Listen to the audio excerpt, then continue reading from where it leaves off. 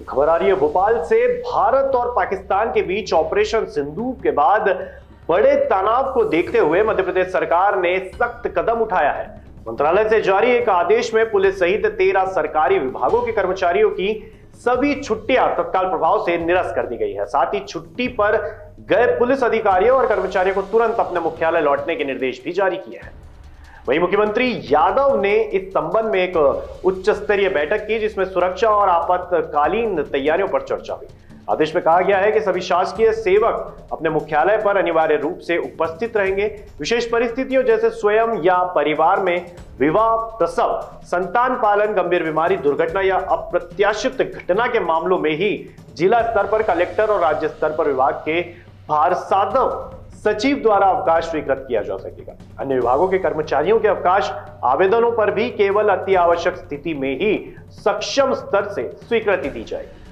ये कदम भारत पाकिस्तान सीमा पर बढ़ते तनाव और संभावित आपातकालीन स्थिति से निपटने की तैयारियों के तहत उठाया गया है। सरकार ने सभी विभागों को हाई अलर्ट पर रहने और जरूरी सेवाओं को निर्बाध रूप से चलाने के निर्देश दिए हैं। अब आइए जानते हैं मध्य प्रदेश सरकार ने एडवाइजरी जारी करते हुए क्या कहा है। अस्पतालों में सभी प्रकार की आवश्यक जीवन रक्षक दवाइयां और उपकरण मौजूद रहने के निर्देश सरकार द्वारा दिए गए हैं। वहीं डॉक्टर और स्टाफ उपस्थिति भी मौजूद, ये सरकार के निर्देश है। ब्लड बैंक में सभी ग्रुपों के रक्त की पर्याप्त मात्रा भी रहे। वहीं दूसरा है, सोशल मीडिया पर पूरी तरह निगरानी रखी जाए और देश के खिलाफ भड़काऊ पोस्ट या सामग्री पर तुरंत कानूनी कार्रवाई भी की जाए।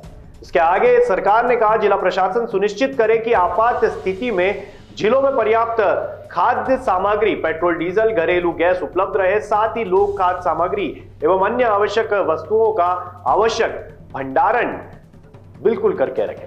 वहीं आपात स्थिति में पेयजल की पूर्ण व्यवस्था उपलब्ध रहने के निर्देश भी सरकार द्वारा दिए गए हैं। वहीं जिलों के अति संवेदनशील स्थलों को लिस्ट बनाएं, जिसमें अस्पताल, पावर प्लांट, तेल एवं गैस के डिपो, धार्मिक स्थल, भारत सरकार के संस्थान की जानकारी हो।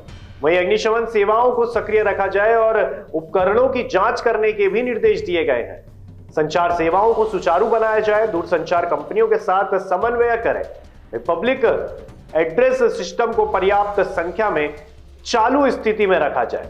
आपदा प्रबंधक की मॉक ड्रिल और चेतावनी के लिए शहरों में सायरन की व्यवस्था भी सुनिश्चित की जाए।